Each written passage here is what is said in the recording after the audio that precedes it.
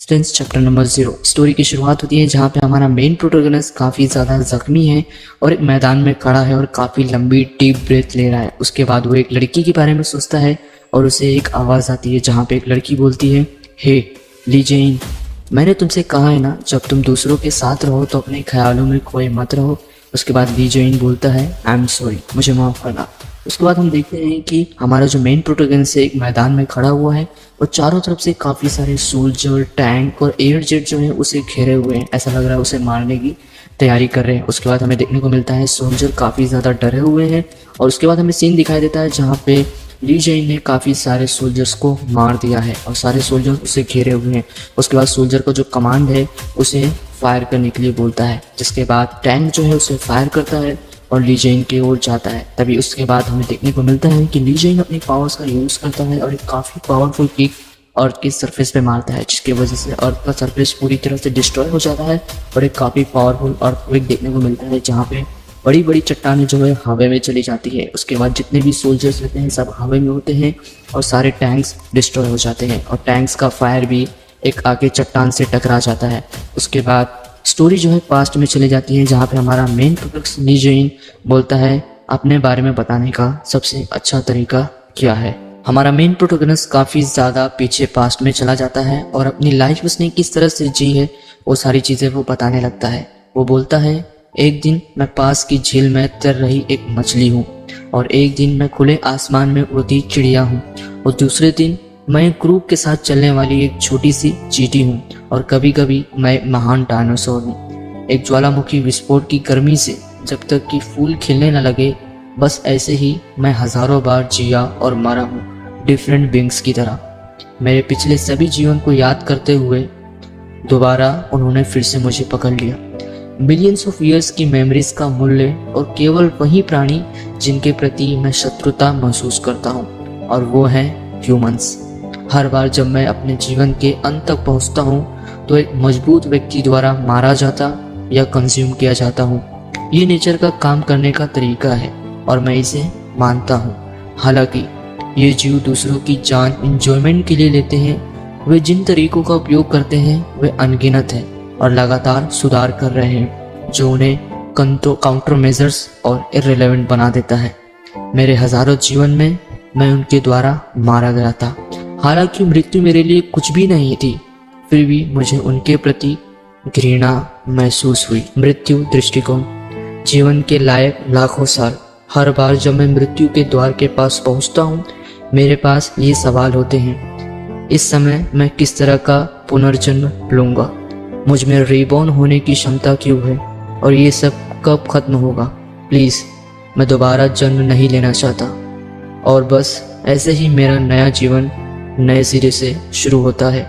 जन्म का दर्द मानो मेरा पूरा शरीर कुचला जा रहा है। यह दर्द, मुझे यकीन है कि मैं इस बार एक मैमल हूँ। मेरे पिछले सभी अनुभवों के बाद मैंने कभी इतनी बड़ी पीड़ा महसूस नहीं की। यह दर्द मुझे इस जीवन के लिए उत्तेजित कर रहा है। मेरे पिछले अनुभव से अधिक दर्द का मतलब फूड चेन के टॉप पर होने की बेहतर संभावना है।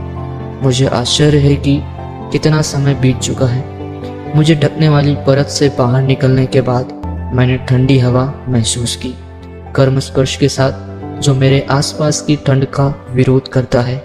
यह जीवन, हालांकि मेरी दृष्टि धुंधली थी, मैं तुरंत बता सकता था जिन प्राणियों के प्रति मैं शत्रुतापूर्ण अनुभव करता हूँ और आज मैं उनकी तरह ह्यूमन बन के रिबॉर्न हुआ हूँ। पास्ट के बारे में बता रहा है जहाँ पे वो बोल रहा है कि लोगों की आवाज़ मुझे बुला रही है। पहली बार मेरा एक नाम था। ह्यूमंस का जीवन बहुत ही ज़्यादा कॉम्प्लिकेटेड है। हम सभी जीवित हैं, फिर भी वे देशों और जातियों के बीच भेदभाव करते हैं। वे दुनिया में हर चीज़ का नाम लेते हैं और हर चीज़ का मतलब बताते हैं। सीन चेंज होता है जहाँ पे हमें एक डॉक्टर दिखाई देता है जो ली जेन के टेस्ट रिजल्ट के बारे में उसकी मॉम को बता रहा होता है, जहाँ वो बोलता है कि ली जेन को कोई समस्या नहीं है मैडम। ली जेन की मॉम बोलती है, फिर मेरा बच्चा बात क्यों नहीं करता। उसके बाद डॉक्टर बोलता है, अभी वो बहुत छोटा है ना, अभी उसके लिए बात करना बहुत जल्दी होगा। उसके बाद ली जेन की मॉम बोलती है, यह समस्या नहीं है, जब मैं उससे बात करने की कोशिश करती हूँ तब वह बहुत ही मुश्किल से कोई प्रतिक्रिया दिखाता है। जब वो पैदा हुआ था तब वह रोया भी नहीं था। उसके बाद डॉक्टर बोलता है, खैर शारीरिक रूप से उसमें कुछ भी गलत नहीं। मुझे आश्चर्य है कि यह कोई साइकोलॉजिकल हो तो। उसके बाद उसकी मदर बोलती है, क्या साइको? डॉक्टर बोलता है, मेरा मतलब यह नहीं है मैडम, आप उसे किसी साइकेट्रिस्ट के पास ले जाने की कोशिश क्यों नहीं करती? उसके बाद उसकी मदर गुस्से में बोलती है, एक साइकेट्रिस्ट? पागलों के लिए एक अस्पताल? क्या कहा आपने? डॉक्टर, क्या आप यह कहने की कोशिश कर रहे हैं कि मेरा बच्चा पागल हो सकता है? फिर डॉक्टर बोलता है, नहीं नहीं मैम, मेरा मतलब यह नहीं, शांत हो जाओ। उसके बाद उसकी मॉम बोलती है, शांत? मैं अभी कैसे शांत हो सकती हूँ? उसके बाद ली जैन अपनी मॉम के बारे में बताता है, जहाँ पे वो बोलता है, मेरी माँ का नाम ओ यंगशील है, वो मूर्ख और अज्ञानी है। उसने एक युद्ध में अपने परिवार को खो दिया और बहुत दिनों बाद एक और युद्ध में अपने पति को खो दिया। उसके लिए दुनिया बहुत कठोर और क्रूर थी। हालांकि उसकी देखभाल के लिए कोई नहीं था। गुजारा करने के लिए उसने मुझे अपनी पीठ पर बिठाया और स्थानीय बाजार में सब्जियां बेची। यंगशील ने एक बार सुना था कि अगर बच्चे विनम्रता से बात कर रहे लोगों को सुनेंगे तो बच्चे ठीक से बड़े होंगे। प्रतिक्रिया ना होने के बावजूद यंगशील मुझसे लगातार कहती, मुझे तुमसे प्यार है। मैं समझ नहीं पाया कि उसने क्या कहा, लेकिन वो गर्माहट, मुझे इससे नफरत नहीं थी और इस जीवन में एक स्पष्ट अंतर था। उसके बाद सीन चेंज होता है, जहाँ पे रात का वक्त होता है। एक आदमी रात में दौड़ रहा होता है, जहाँ पे उसके पीछे डिटेक्टिव और कुछ ऑफिसर भी लगे होते हैं। तभी वो आदमी एक पत्थर से टकरा के जमीन पे गिर जाता है। तब उसके बाद डिटेक्टिव बोलता है, इतनी आधी रात को तुम हमें अपने पीछे क्यों दौड़ा रहे हो? उसके बाद वो आदमी बोलता है, प्लीज मुझे जीने दो। उसके बाद डिटेक्टिव बोलता है, क्या कहा तुमने? मैं एक क्रिमिनल को कैसे जीने दे सकता हूँ? उसके बाद वो आदमी बोलता है, मैं क्रिमिनल नहीं हूँ, वास्तव में मैं क्रिमिनल नहीं हूँ। डिटेक्टिव बोलता है, जरूर जरूर, हम उसके बारे में बाद में बात कर सकते हैं, अभी उठो, अगर तुम नहीं उठे तो मैं तुम्हें घसीटते हुए ले जाऊंगा। उसके बाद डिटेक्टिव एक पिलर की तरफ देखता है जो काफी ज्यादा ऊंचाई पे होता है और उस पे ली जैन खड़ा होता है, जिसे देखकर डिटेक्टिव बोलता है, एक बच्चा? उसके बाद ली जैन उन सभी को देखते हुए बोलता है, ह्यूमन बींग्स। उसके बाद डिटेक्टिव अपने मन में सोचता है कि वह उतनी ऊंचाई तक कैसे पहुंच गया। उसके बाद डिटेक्टिव बोलता है, बच्चे वहाँ ऊपर खतरनाक है, नीचे उतर आओ। उसके बाद ली जैन अपने मन में सोचता है और बोलता है, ये सही समय है अपनी शक्तियों का परीक्षण करने के लिए। तब वो फ्रॉग की पावर को यूज़ करता है और वहाँ से जंप करके सरफेस पे बड़ी आसानी से लैंडिंग करता है, जिसे देख के सभी लोग चौंक जाते हैं कि यह इतनी आसानी से कैसे उतर गया। उसके बाद ली जैन अपनी चीता की पावर यूज़ करता है और उन सभी की ओर तेजी से आता है। ये सब देख के वो सभी काफ़ी ज़्यादा शॉक हो जाते हैं। उसके बाद ली जैन अपनी अर्जेंटीना सॉरस एक एनिमल की पावर यूज़ करता है और एक काफ़ी पावरफुल पंच एक ऑफिसर को मारता है, जिसके वजह से ऑफिसर का पूरा जबड़ा टूट जाता है। और ये सब देख के वो लोग काफ़ी ज़्यादा शॉक हो जाते हैं। उसके बाद ली जैन बोलता है, हाँ मुझे यकीन था, एक ऐसी क्षमता जो मेरे पास पहले कभी नहीं थी, जो सभी प्राणी जिन्हें मैं कभी इस रूप में जिया करता था, मैं उनकी सभी क्षमताओं को एक साथ लेके पैदा हुआ हूँ। क्यों मुझे नहीं पता। हालांकि यह मेरे लिए स्पष्ट था कि मेरी लंबी यात्रा का अंत यहाँ आके अब ख़त्म होने वाला है। उसके बाद डिटेक्टिव बोलता है गुस्से में, तुम? उसके बाद ली जैन बोलता है, अंत में मैं मर सकता हूँ। Existence chapter number 3। Chapter number 3 की शुरुआत होती है जहाँ पे एक ऑफिसर उस क्रिमिनल से बात कर रहा होता है और बोलता है, एक बच्चा? तो तुम क्या कह रहे हो, एक छोटे से बच्चे ने तुम्हारे साथ ऐसा किया? उसके बाद क्रिमिनल बोलता है, मैं यही कह रहा हूँ, मैंने उस बच्चे को मार डाला। उसके बाद ऑफिसर बोलता है, बच्चे की बॉडी कहाँ है? फिर वहाँ पे केवल डिटेक्टिव की ही बॉडी थी। उसके बाद क्रिमिनल बोलता है, ठीक है, पर मुझे यकीन है उसे बंदूक से चोट लगी है। उसके बाद ऑफिसर बोलता है, तो वह तुम ही थे जिसने डिटेक्टिव को गोली मारी थी। क्रिमिनल चिल्ला चिल्ला के बोल रहा है, मुझे जाने दो डिटेक्टिव, आप ऐसा क्यों कर रहे हो? आपने सब कुछ देखा था, उस बच्चे ने एक डिटेक्टिव को मार डाला, जिसे मैंने गोली मारी थी वो बच्चा था, नहीं वो एक मॉन्स्टर था। डिटेक्टिव खड़े खड़े वहाँ पे सब कुछ देख रहा है और सिगरेट पी रहा है और आसपास के ऑफिसर गॉसिप कर रहे हैं कि क्रिमिनल कितना ज़्यादा चिल्ला रहा है। उसके बाद सीन चेंज होता है जहाँ पे हमें ली जैन देखने को मिलता है, जो अपनी मॉम के साथ एक मार्केट में घूम रहा है हाथ पकड़ के। और ली जैन बोलता है अपने मन में कि मुझे फिर से खो जाने के डर से मेरी मॉम ने मेरा हाथ पकड़ लिया है और ये काफ़ी ज़्यादा गर्म है और वह मुस्कुरा रही है। यंगशील ने मेरे लिए जो भी किया उससे मुझे नफरत नहीं है। उसके बाद सीन चेंज होता है जहाँ पे हमें एक स्कूल का सीन दिखाया देता है, जहाँ पे उसकी मॉम उसकी टीचर के सामने और कुछ बच्चों के सामने कुछ बोल रही है, जहाँ पे वो बोलती है, क्या आप मुझे बता रहे हो कि आपने मेरे बच्चे को मारा है? तुम क्या हो, ठग हो? क्या आपकी टीचर ने आपको ऐसा करने के लिए कहा था? उसके बाद टीचर बोलता है, खैर मैम, लड़ाई बच्चों के लिए एक सामान्य बात होती है, आप इस पर इतना गौर मत कीजिए। उसके बाद उसकी मॉम बोलती है, क्या कहा आपने? क्या ऐसा कहा क्या ऐसा कुछ है जो आपको एक माँ से कहना चाहिए? फिर आप अपने बच्चे को लड़ाकू क्यों नहीं बनाते? उसके बाद यंगशिल की मॉम उन बच्चों से बोलती हैं कि यदि आप लोगों ने दोबारा मेरे बच्चे ली जेन पे हाथ लगाने की हिम्मत की तो मैं तुम्हारे हाथ और कलाइयों को कुचल दूंगी। उसके बाद ली जेन जो अपने मन में सोचता है कि यंगशिल केवल मेरे लिए ही अच्छी है। उसके बाद सीन चेंज होता है जहाँ पे कुछ लोग होते हैं आपस में गॉसिप कर रहे होते हैं और बोलते हैं यंगशिल का बच्चा वो अभी भी बात नहीं करता और वह बहुत खाली दिखता है, उसके साथ कुछ गलत हुआ होगा। उसके बाद वहाँ पे उसकी मॉम पहुँच जाती है और उन्हें गुस्से से बोलती है यू ओल्ड हैक्स, तुमने क्या कहा, कुछ गलत हुआ है? उसके बाद जो लोग हैं वहाँ पे डर जाते हैं, ओ माय गॉड बोलते हैं। उसके बाद वहाँ पे उसकी मॉम बोलती है आप क्या बात कर रहे हो, तुमने मेरे बच्चे के बारे में क्या कहा, कुछ गड़बड़ है? उसके बाद ली जेन की मॉम बोल रही है कि मुझे यकीन है कि आप काफ़ी लंबे समय तक जीवित हैं, अब आपको अपने रास्ते निकल जाना चाहिए, किसी को आपकी राय की ज़रूरत नहीं है। उसके बाद सीन चेंज होता है, हमें एक मार्केट का सीन दिखाया जाता है जहाँ पे यंगशिल एक ऑफिसर से बात कर रही होती है और बोलती है आपको अपने देश से प्यार करना चाहिए, इस देश ने हमारे लिए क्या किया है, मेरे पिता एक गोली से मर गए और मैं अनाथ हो गई, मेरे पति को भी इसी तरह से मृत्यु हुई और मैं विधवा हो गई, और आप मेरा स्थान लेना चाहते हैं? मैंने यहाँ तब से काम किया है जब से मेरा बेटा मेरे पेट में था, और आपको लगता है कि मैं यहाँ से चली जाऊँगी? अगर आप मुझे यहाँ से हटाने के लिए मजबूर करते हैं तो मैं और मेरा बेटा भूखे मर जाएंगे, और मैं यहाँ नहीं हटूंगी, मैं यहाँ से नहीं हटूंगी, चाहे मुझे मार डालो। अगर आप मुझे मारने की योजना नहीं बना रहे हैं तो सही कर रहे हैं, आप लोग यहाँ से चले जाएं। जहाँ पे हमें देखने मिलता है कि यंगशिल को कुछ ऑफिसर्स उसकी जगह से हटाने की कोशिश कर रहे हैं। उसके बाद ली जेन अपने मन में सोचता है और बोलता है कि यंगशिल लगातार दुनिया के खिलाफ इसी तरह से लड़ती रही और समय बीतता गया, और मैं अंत में मानव शरीर और उसकी जीवन शैली को इस्तेमाल करना सीख गया। उसके बाद सीन चेंज होता है जहाँ पे हमें देखने को मिलता है कि ली जेन अपनी मॉम के साथ एक फ्लावर गार्डन में है और वहाँ पे वो फ्लावर को चुन रहा है। उसके बाद उसकी मॉम ने एक फ्लावर को अपने कान के पास रखती है और बोलती है यह कैसा है, क्या तुम्हारी माँ सुंदर नहीं है? उसके बाद ली जेन देखता है और कुछ नहीं बोलता। उसके बाद हमें देखने को मिलता है कि उसकी मॉम खड़ी होती है और बोलती है चलो कुछ खाना खाते हैं। उसके बाद ली जेन की मॉम उसका हाथ पकड़ती है और चलती है, और उसका हाथ गर्म था लेकिन रफ भी था। उसके बाद वो अपनी मॉम से पूछता है कि आप लड़ते क्यों हो? उसके बाद उसकी मॉम बोलती है मैं इसलिए करती हूँ ताकि मैं तुम्हारी रक्षा कर सकूँ। उसके बाद उसकी मॉम बोलती है यहाँ पे ठंड ज़्यादा हो रही है, चलो घर पहुँचते हैं, घर पहुँच के कुछ मीट खाएंगे। उसके बाद ली जेन जो है अपने मन में बोलता है मैं छोड़ना नहीं चाहता, मैं यंगशिल के साथ और समय बिताना चाहता हूँ।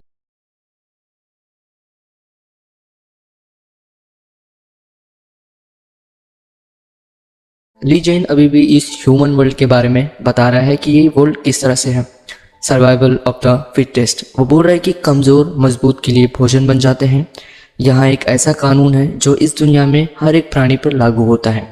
प्रत्येक व्यक्ति इस नियम को तुरंत समझ जाता है जब वो रैंकिंग में शामिल होता है। हालांकि मृत्यु जिसे आप समझ नहीं सकते, एक से मरने से दूसरा सर्वाइव करता है, खोज के लिए दूसरे का मर जाना ताकि कोई मनी कैरी कर सके। कुछ मौतें दूसरों की सजावट के लिए थी, अन्य मौतें दूसरों के आनंद के लिए थी। कितना दुर्भाग्यपूर्ण है। इसलिए मेरे जन्म के 12 साल बाद मैं फाइनली ह्यूमन सोसाइटी में जीना सीख गया था। पिछले कुछ वर्षों में यहाँ पर काफ़ी कुछ बदल गया है। जहाँ पे हमें देखने को मिलता है कि ली जेन का जो आसपास पड़ोस है वो काफ़ी कुछ बदल गया है। जहाँ पे सड़कें सीधी हो गई है और इमारतें ऊंची हो गई है, और ली जेन अपने घर की ओर जा रहा है और वो बता रहा है कि हमारे घर के सामने नदी के पास एक नई फैक्ट्री आ टपकी है और यंगशिल बीमार हो गई है। उसके बाद हमें देखने को मिलता है कि यंगशिल जो है यहाँ पे बीमार पड़ी हुई है। उसके बाद ली जेन जो है थोड़ा पास में चला जाता है और वो कुछ खा रहा होता है और उसे उगल देता है। इस पर उसकी मॉम बोलती है तुम इसे बाहर क्यों थूक रहे हो, क्या कोई हड्डी है? इस पे ली जेन सोचता है कि खाना जिससे मुझे बहुत ही ज़्यादा नफरत है। उसके बाद उसकी मॉम बोलती है क्या तुम नहीं जानते इसे आपके लिए अच्छा है? मैंने तुम्हें बताया था ना कि मैंने कितनी मुश्किल से इसे पकड़ा था, अच्छा होगा कि तुम इसे खा लो, अब मुँह खोलो। इस पे ली जेन बोलता है इंटेंस फेस बना के मुझे ये नहीं खाना। उसके बाद उसकी मॉम बोलती है तो इसे मत खाओ, मैं इसे पूरा खा लूँगी। लोग इसका एक टुकड़ा खाने के लिए भीख मांगते हैं, मत खाओ, फिर मैं इसे पूरा ख़त्म कर दूँगी। उसके बाद ली जेन अपने मन में सोच रहा है कि पहले मुझे यंगशिल को इसे खाने से रोकना चाहिए था।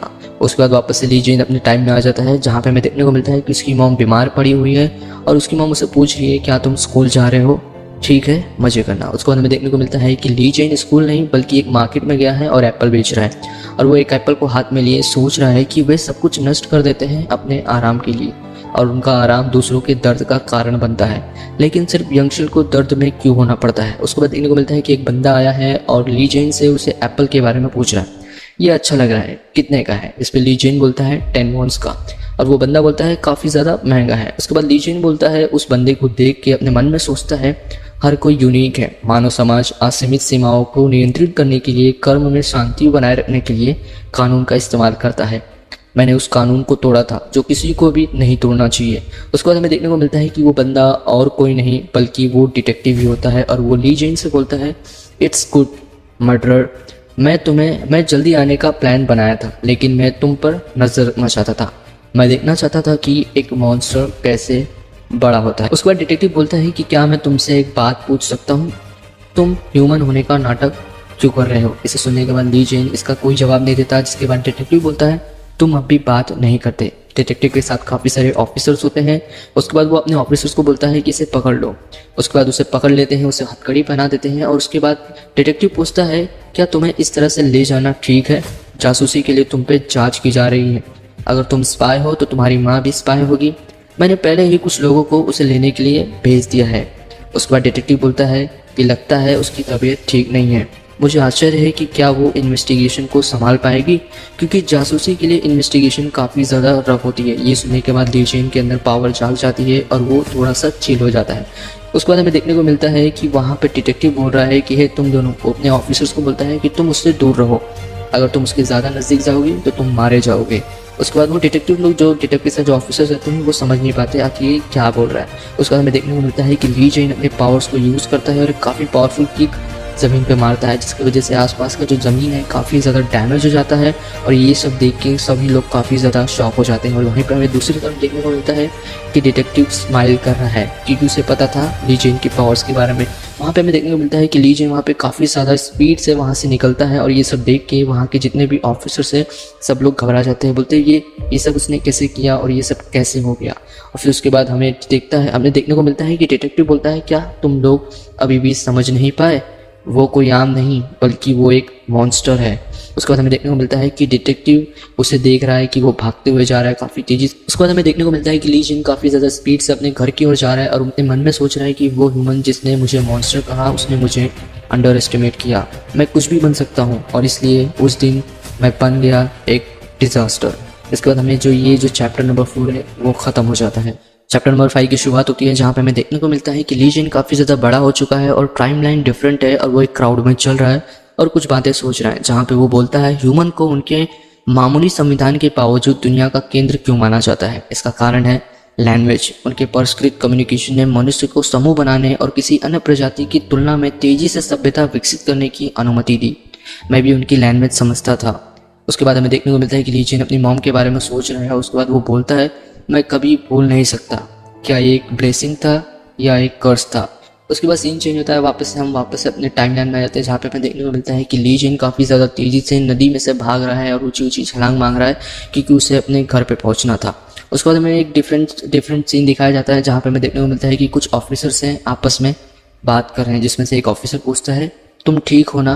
दूसरा ऑफिसर बोलता है क्या? उसके बाद वो ऑफिसर वापस से बोलता है कि मैंने देखा कि आप जीप से कह रहे थे, मुझे लगा कि ये अजीब था। फैक्ट यह है कि 12 साल का एक बच्चा स्पाई है, और फैक्ट यह है कि उसे पकड़ने के लिए काफ़ी सारे लोगों को जमा किया गया है। मैंने सुना है कि उसने अपने पोजीशन के दम पर सब कुछ मजबूत किया है। उसके बाद वो ऑफिसर बोलता है मुझे पता है। उसके बाद वो दूसरा ऑफिसर पूछता है तो आपने उसे रोकने की कोशिश क्यों की? उसके बाद वो ऑफिसर बोलता है क्यों? उसे फिर ली जेन का वो चेहरा याद आता है और वो काफ़ी ज़्यादा घबरा जाता है और काँपने लगता है और बोलता है क्योंकि मैं डर गया था। उसके बाद सीन चेंज होता है, जहाँ पे हमें देखने को मिलता है कि कुछ ऑफिसर्स ली जेन का घर पूछते हुए उसके घर के पास आ चुके हैं, और वो बोलते हैं ये ज़रूर वही घर है, जाओ अंदर से उसे खींच के बाहर लाओ। तभी हमें देखने को मिलता है कि ली जेन उड़ते हुए पीछे से आता है और काफ़ी कमाल की लैंडिंग करता है, जिसे देख के सारे ऑफिसर्स डर जाते हैं और बोलते हैं ये क्या था, ये कहाँ से आ गया। उसके बाद उनमें से एक ऑफिसर बोलता है क्या तुम वही बच्चे हो जो यहाँ पर रहते हो? इसमें ली जेन कोई रिप्लाई नहीं देता। उसके बाद दूसरा ऑफिसर एक ऑफिसर से पूछता है क्या आपको नहीं लगता कि चीफ किम ने गलती की होगी? बच्चे को देख लीजिए, आपको लगता है ये कहीं से स्पाई होगा? उसके बाद दूसरा ऑफिसर बोलता है ठीक है, एक बार जब हम उनकी जांच कर लेंगे तो हमें पता चल जाएगा, उसे अभी के लिए पकड़ लो। उसके बाद ऑफिसर बोलता है ठीक है, समझ गए। उनमें से एक ऑफिसर बोलता है बच्चे आप हमारे साथ कुछ समय के लिए क्यों नहीं चलते?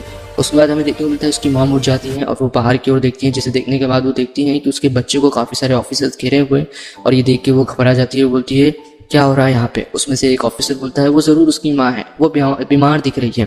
उसके बाद यहाँ पे हमें देखने को मिलता है कि दूसरा ऑफिसर बोल रहा है कि हम सिर्फ यहाँ पे ऑर्डर्स का पालन करने आए हैं, उन दोनों को पकड़ लो। इनमें से ऑफिसर बोलता है ठीक है, बस हमारे साथ चलो। ली जिन को पकड़ता है, बोलता है चलो हमारे साथ चलो। उनमें से जब उसकी माँ उसे देखती है कि उसके बच्चों को पकड़ा जा रहा है, तब वो बोलती है क्या आपको क्या लगता है कि आप क्या कर रहे हो और तुम मेरे बेटे को कहाँ ले जाने की सोच रहे हो? बेहतर यही होगा कि तुम लोग उसे जाने दो। इसे देखने के बाद ली जिन की मॉम जो है काफ़ी जोर जोर से चिल्लाने लगती है, सब लोग सुनो, एवरीवन, ये लोग हमें किडनैप करने की कोशिश कर रहे हैं, प्लीज़ मदद करो।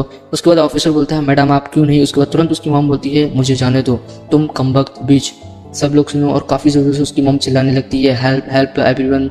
उसके बाद हमें देखने को मिलता है कि ऑफिसर बात कर रहे हैं कि उसके पास चीखने की ताकत कैसे है, और वो देखने में लगता है कि वो मौत के करीब है। क्या वो बीमार होने की एक्टिंग कर रही थी? मतलब वो स्पाई है। ली जिन की मॉम अभी भी काफ़ी ज़ोर ज़ोर से चिल्ला रही है एवरीवन प्लीज़ हेल्प। तभी एक ऑफिसर उसकी मॉम के पास जाता है और बोलता है अब तुम चुप हो जाओ, और एक काफ़ी तेज चमाट उसके मुंह पे मार देता है, जिसे देखने के बाद ली जिन का फेस और आँख खुल जाती है। उसके बाद अपने मन में सोचता है ह्यूमन लैंग्वेज लगभग हर स्थिति का वर्णन कर सकती है।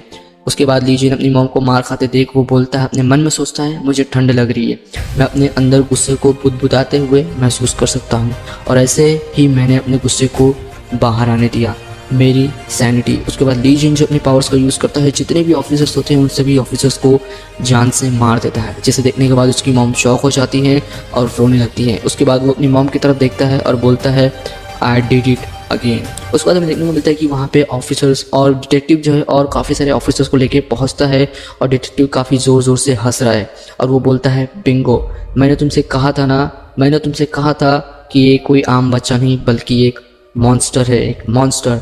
उस पर कोई आसानी मत दिखाना, अगर तुम लोगों ने उसकी तरफ कोई आसानी दिखाई तो तुम भी इन ऑफिसर्स की तरह मारे जाओगे। उसके बाद लीजिए अपने मन में सोचता है मुझे बस चाहिए।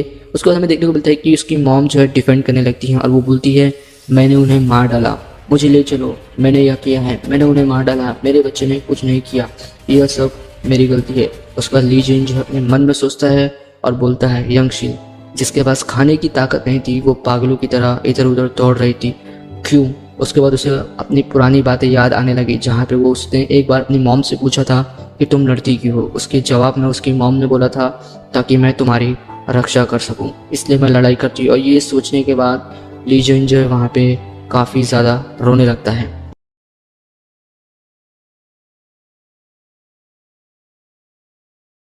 कि मॉम अभी भी ली जिन को डिफेंड कर रही हैं और जोर जोर से चिल्ला रही हैं। वहीं पे दूसरी तरफ ली जिन पीछे की ओर रो रहा है। वहीं पर उसके बाद जो है डिटेक्टिव जो है गन को रीलोड करता है और तैयार करता है शूटिंग के लिए, और वो ली जिन की मॉम की तरफ निशाना लगाता है और उनके पैरों पे शूट करने ही वाला होता है कि जैसे वो शूट करता है वैसे ली जिन बीच में आ जाता है और गोली जो है ली जिन को लग जाती है, बट ली जिन को ज़्यादा डैमेज नहीं होता क्योंकि वो अपनी एबिलिटीज़ और पावर्स को यूज़ कर रहा था, जिसकी वजह से उसके हल्की सी चोट लगती है गोली की वजह से। और उसके बाद देखने के बाद जो है डिटेक्टिव जोर जोर से हंसने लगता है, मैं जानता था ये लड़की ही उसकी कमज़ोरी है, सबसे पहले उस लड़की को गोली मारो। उसमें से एक ऑफिसर बोलता है कि चीफ अगर वो लड़ नहीं रहे तो क्या हमें भी लड़ना नहीं चाहिए। उसके बाद डिटेक्टिव बोलता है यू फकिंग इडियट्स, क्या तुम सिचुएशन को नहीं समझ रहे हो? क्या तुम अब भी उनकी तरह मारे जाने की सोच रहे हो? उसके बाद जो बाकी ऑफिसर्स हैं वो अपने बाकी मरे हुए डिटेक्टिव को देखते हैं, ऑफिसर्स को देखते हैं, और वो देख के घबरा जाते हैं और तैयार होते हैं। उसके बाद डिटेक्टिव बोलता है दिस इज़ एन ऑर्डर, सभी लोग एक साथ गोली चलाओ और उन सभी को मार डालो। और उसके बाद हमें देखने को मिलता है कि सभी जितने भी ऑफिसर्स हैं वो ली जिन उसकी मॉम के ऊपर नॉन स्टॉप गोली चला रहे हैं। और इसमें ली जिन बोलता है मुझे ये करना ही होगा, मैं ये कर सकता हूँ, मैंने जितनी भी लाइफ जिया है उन सभी की एक्सट्रीम लेवल तक मुझे जाना होगा और उन सभी की एबिलिटीज़, उनकी पावर्स को यूज़ करना होगा। ली जिन जो उन सभी के पावर्स को यूज़ करता है और उन सभी बुलेट्स को अपने हाथों से डिफेंड करता है, उन सभी बुलेट्स को वो हाथों से पकड़ता है, अपनी बॉडी से पकड़ता है, और एक भी बुलेट उसकी मॉम को टच नहीं होने देता है। ली जिन को वो सारी गोलियां लग जाती हैं और उसे ज़्यादा डैमेज नहीं होता, हल्का ही डैमेज होता है और ब्लड्स निकल रहे हैं। और ये सब देख के डिटेक्टिव और बाकी ऑफिसर्स काफ़ी ज़्यादा शॉक हो जाते हैं और उनकी गन्स की गोली भी ख़त्म हो जाती है। उसके बाद डिटेक्टिव बोलता है तुम सब क्या कर रहे हो, वापस से रिलोड करो, और वो देखो वो अभी भी खड़ा है और उसे फिर से शूट करो, उसे मार डालो। तुम सब क्या कर रहे हो कमीनों, मरना नहीं चाहते तो उन्हें मार डालो। उसके बाद ली जिन फिर से तैयार होता है और बोलता है मेरे पास कोई और रास्ता नहीं है, एक और बार मुझे फिर से करना होगा। और वहाँ पे डिटेक्टिव और ऑफिसर गोली चलाने लगते हैं, तभी उसकी मॉम जो है बीच में आ जाती है और वो सारी बुलेट्स उसकी मॉम को लग जाती हैं और उसकी मॉम जो है ली जिन को अपने गले से लगाती हैं और बोलती हैं सब ठीक है।